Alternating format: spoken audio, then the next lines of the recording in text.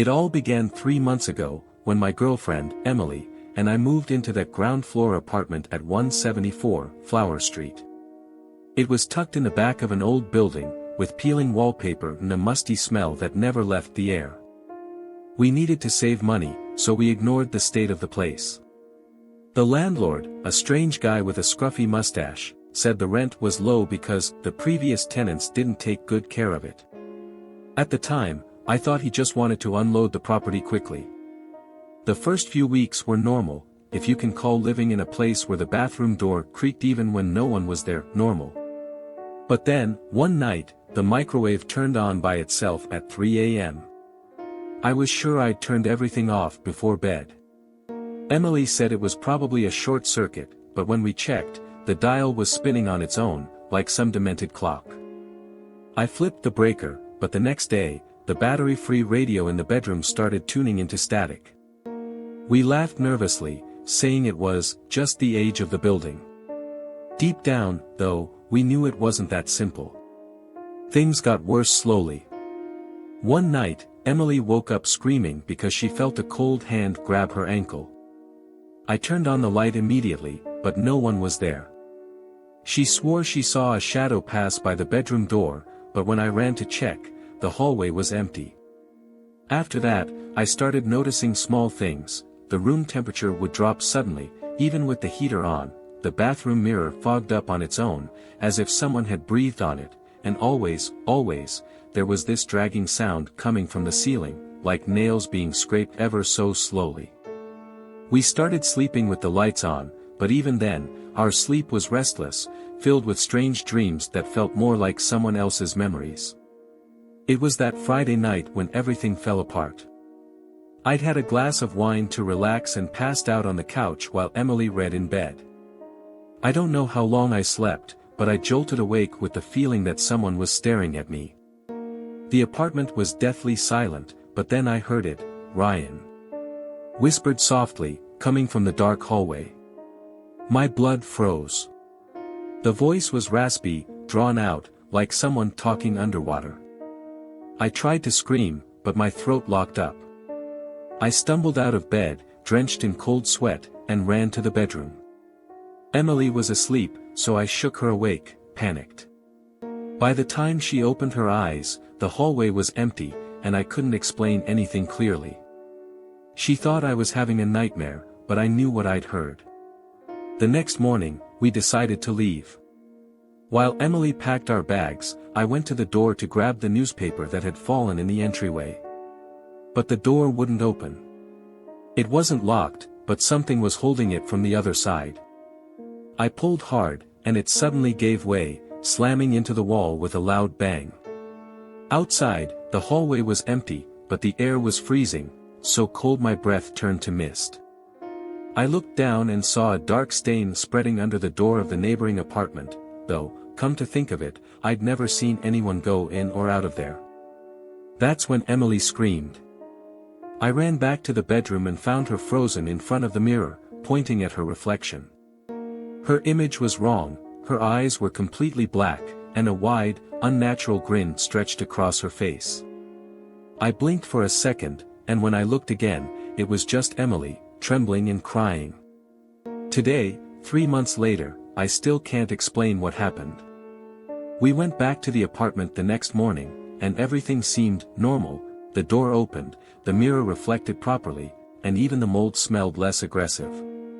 But Emily hasn't slept well since. She says she feels a presence watching me while I sleep, even though we've moved to a new neighborhood. When we returned the keys to the landlord, he just gave a dry laugh and said, "That's just how it is here. Some stay, others leave." To this day, whenever I pass by Flower Street, a chill runs up my spine. And sometimes, when I'm home alone, I feel like someone whispers my name softly, but when I turn around, no one's there.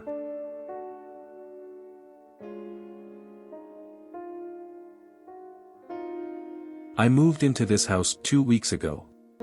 It's a simple 2-story home in a quiet neighborhood, with a big backyard and a white picket fence that could use a fresh coat of paint. I thought it would be perfect for me and my 2 kids, Ethan, who's 7, and Lily, who's 5.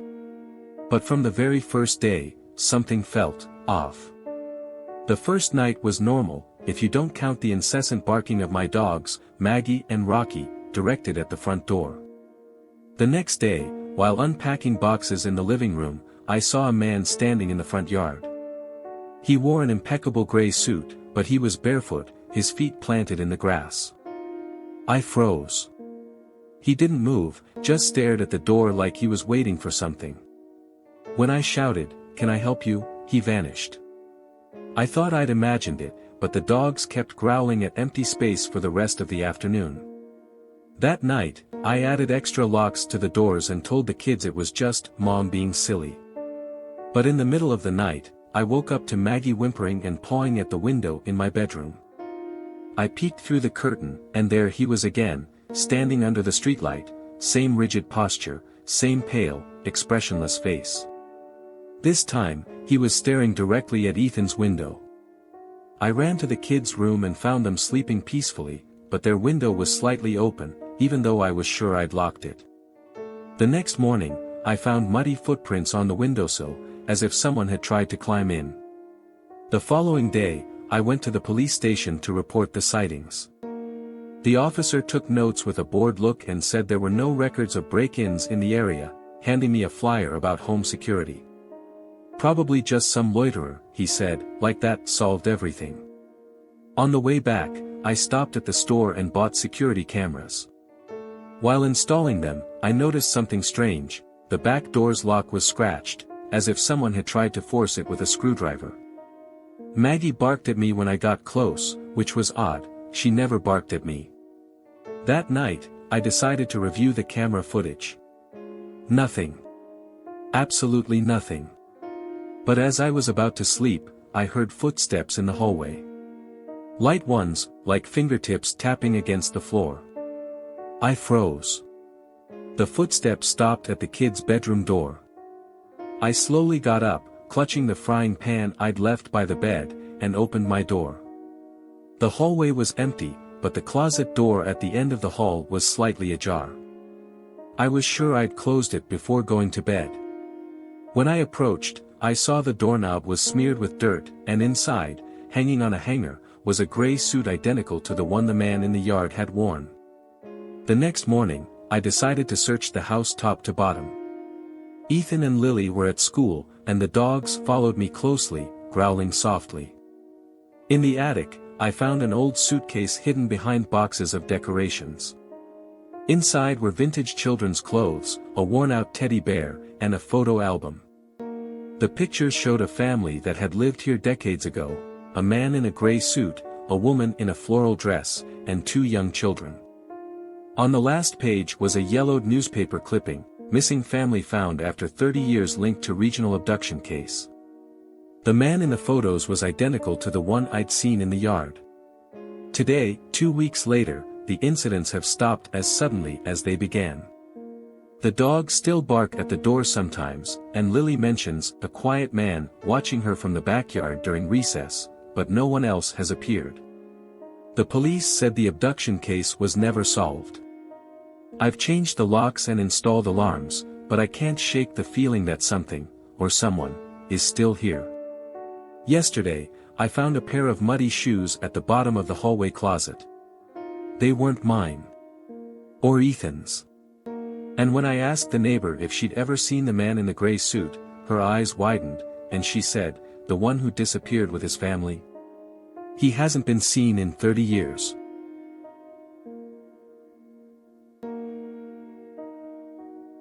I live on a farm in the middle of nowhere, where the silence of the night is so thick you can hear the wind slipping through the cracks in the windows. So, the rumble of a strange car on the dirt road caught my attention.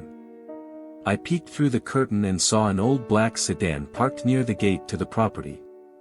Nobody visits this place unannounced, not salesmen, not delivery drivers. Only the mailman, and even he only comes in the morning. I don't know what made me go downstairs and step outside. Curiosity, maybe. Or that chill at the back of my neck you get when something feels wrong. I grabbed the flashlight from the kitchen cabinet and walked to the gate. The man was leaning against it, wearing a dark green coat and a worn-out beret. "Good evening," he said, his voice slow and raspy. "I'm lost. Could you tell me where the highway is?" I pointed left, explaining he just needed to drive straight for about 15 kilometers. He thanked me but didn't move. He kept staring at me, as if memorizing my face. "Are you sure you don't want to come in and use the phone?" he pressed. "Or have some coffee?" I declined, and he finally got into the car. But before driving off, he said, "Be careful with visitors, all right? This area's getting dangerous." The next morning, I told my parents about the man. My dad went to check the gate and found something strange, a piece of cardboard stuck to the fence, with a crude drawing of our house and a red X marking the barn. "Must be some con artist tagging properties," he grumbled, tearing it up. But my mom couldn't relax. She spent the day looking out the window, watching the road as if the black car might reappear. That night, we heard noises in the yard, our dog, Thor, barking, followed by sudden silence. When my dad went outside to check, Thor was crouched near the garden, trembling, with a piece of black cloth in his mouth, just like the man's coat. 2 days later, the news spread, 3 neighboring farms had been broken into. Nothing was stolen, but the intruders left identical traces, the same red XS on doors, horseshoes nailed upside down on walls, and pets found tied to distant trees.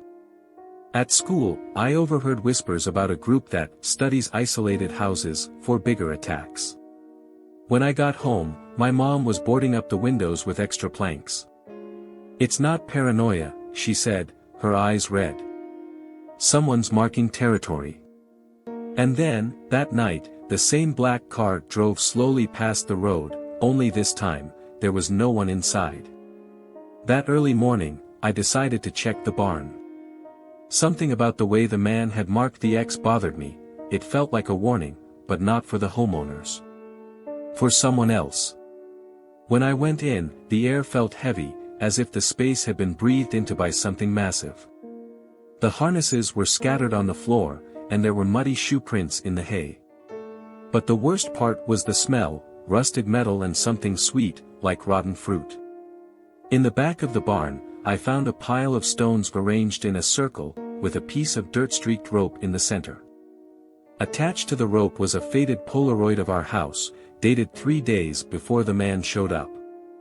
At breakfast, my dad tried to hide his fear, but his hands trembled as he read the newspaper. "It's just a bunch of vandals," he kept repeating, but my mom didn't eat. She just stared out the kitchen window at the road. Later, while feeding the chickens, I noticed something shiny on the ground, a brand new screwdriver, still with a store tag. It wasn't ours. When I showed it to my dad, he went pale. "That's from the toolbox that went missing from the garage." At that moment, we heard a loud noise coming from the basement. We ran down to find the door busted open, but nothing inside except overturned boxes. It wasn't until we came back upstairs that my mom screamed. On the basement wall, someone had spray-painted "You're not alone" in fresh black paint. That night, we all decided to sleep in the living room, with the lights on and my dad's shotgun by the couch. Around 3 a.m., I heard a scratching sound at the kitchen door. Thor, who had been sleeping at my mom's feet, started growling but didn't move. My dad went to check, and I followed, shaking. The door was intact, but on the threshold lay a piece of paper with the same red X from the other houses. This time, though, there was something more, a drawing of 3 human figures, all with blurred faces, and one crossed out in black paint. Beneath it, handwritten, "You're next." The next day, we went to the police station. The officer on duty jotted down the description of the car and the man but didn't seem concerned. "It's just another gang of thugs," he said, chewing on a toothpick. "They scare people, but they don't kill." On the way back, we stopped at the town market, and while my mom paid for groceries, I saw a man in a dark green coat and beret getting into a black sedan. I froze. He stared at me through the rearview mirror, smiling, before speeding off. When I told my parents, they didn't see anything. It was another car, son, my dad insisted. But that night, the sedan was parked on the other side of our gate, headlights off. Again, there was no one inside. The next morning, I found the barn open again. Inside, someone had arranged the tools in strange patterns, hoes forming a star on the floor, hammers lined up like soldiers. In the center, a bucket of spilled black paint formed a perfect circle. My dad wanted to call the police again, but when we tried, the phone line was dead. Our cell phones had no signal either. That's when we heard it, slow, heavy footsteps on the roof, as if someone were pacing back and forth. When we went up to check, no one was there. Just a muddy shoe print in the middle of the tiles, the same size as the ones we'd seen in the barn. That night, my mom had a breakdown. She said she saw the man in the green coat at the bedroom window, staring at her with an impossibly wide grin. We rushed to look, but all we found was a hand-shaped mud stain on the glass. Later, as I tried to sleep, I heard whispers outside. They weren't clear voices, just a continuous murmur, like a radio out of tune. When I approached the window, I saw the black sedan parked on the road, all its doors open, and inside, dozens of Polaroids scattered across the back seat. Each one showed our house, taken at different times of the day, with dates going up to tomorrow. The next day, we decided to leave. We packed everything in a rush, but the car wouldn't start. My dad popped the hood and found the engine covered in black dirt and dry leaves, as if someone had buried something there. While he tried to fix it, we heard Thor barking in the yard. We ran out and found him dead, lying near the well, his eyes wide open and a rope tied around his neck. Next to him was a new red X, drawn in the dog's own blood. Months later, we still live in town, but the farm has been abandoned. No one will buy the property, and the neighbors swear they see strange lights in the barn at night. The black sedan never reappeared, but sometimes, when I drive past the road, I feel a pressure in my chest, as if something is watching me from the woods. Then, last month, I received an envelope with no return address. Inside was a single Polaroid, our house, taken from inside the barn, with 3 blurred figures in the window. 2 of them are crossed out in black. The third, the one that remains, has my face.